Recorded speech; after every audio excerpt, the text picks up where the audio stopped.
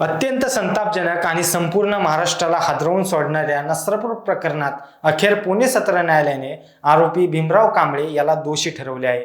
अल्पवयीन मुलीवर अत्याचार करून तिची निर्गुण हत्या करणाऱ्या या आरोपीला आता कोणती शिक्षा होणार याकडे संपूर्ण राज्याचे लक्ष लागले आहे।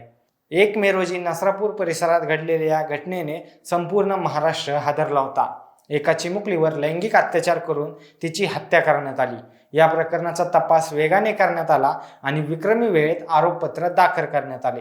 पुणे सत्र न्यायालयात या खटल्याची सुनावणी जलद गतीने पार पडली आणि अखेर न्यायालयाने आरोपी भीमराव कांबळे याला दोषी ठरवले। या प्रकरणात न्यायालयात आज काय झाले, भीमराव कांबळे याच्यावरील दोष कसे सिद्ध झाले आणि त्याला फाशीची शिक्षा होण्याची अधिक शक्यता काय आहे हे जाणून घेऊया आजच्या आपल्या भागातून।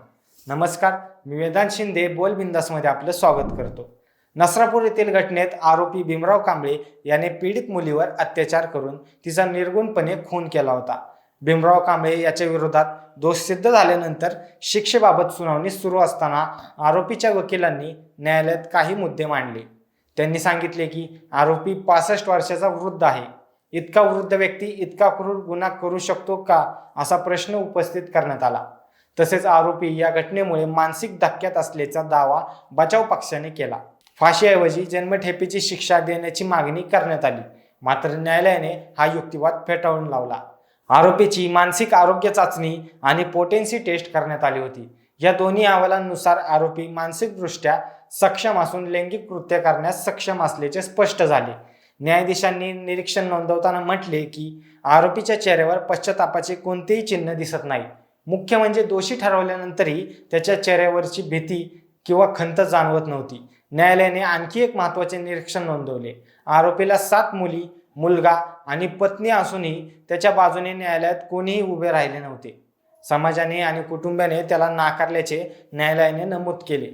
आता बघूया आरोपी कोणत्या कलमांखाली दोषी ठरला। या प्रकरणात भारतीय न्याय संहितेतील हत्या, बलात्कार, अल्पवयीन मुलीवर लैंगिक अत्याचार तसेच पॉक्सो कायद्याअंतर्गत गंभीर गुन्हे सिद्ध झाले आहेत। यापैकी 2 गुन्ह्यांमध्ये फाशीची तरतूद आहे, तर काही कलमांमध्ये जन्मठेप आणि दीर्घ कारावासाची शिक्षा देण्याची नमूद आहे। फाशीची शक्यता कशी? भारतीय न्यायव्यवस्थेनुसार दुर्मिळातील दुर्मिळ अर्थात रिअरेस्ट ऑफ द रिअर प्रकरणांमध्ये फाशीची शिक्षा दिली जाते। अल्पवयीन मुलीवर अत्याचार, अत्यंत क्रूरता, निर्गुण हत्या, पश्चातापाचा अभाव आणि समाजावर होणारा गंभीर परिणाम या सर्व बाबींचा विचार करत या प्रकरणात फाशीची शिक्षा होण्याची शक्यता व्यक्त केली जात आहे। न्यायालयाने स्पष्ट शब्दात सांगितले की अशा गुन्ह्यांना कठोर शिक्षा झाली नाही तर समाजाचा न्यायव्यवस्थेवरील विश्वास डळमळीत होईल। महिला आणि मुली सुरक्षित आहेत हा संदेश समाजात जाणे आवश्यक असल्याचेही न्यायालयाने आपल्या निरीक्षणातून नमूद केले आहे। आता सर्वांचे लक्ष शिक्षेच्या अंतिम निर्णयाकडे लागले आहे। भीमराव कांबळेला फाशीची शिक्षा होते की जन्मठेप याचा निकाल 29 जूनला लागणार असल्याचे आता स्पष्ट झाले आहे। धन्यवाद। जय महाराष्ट्र।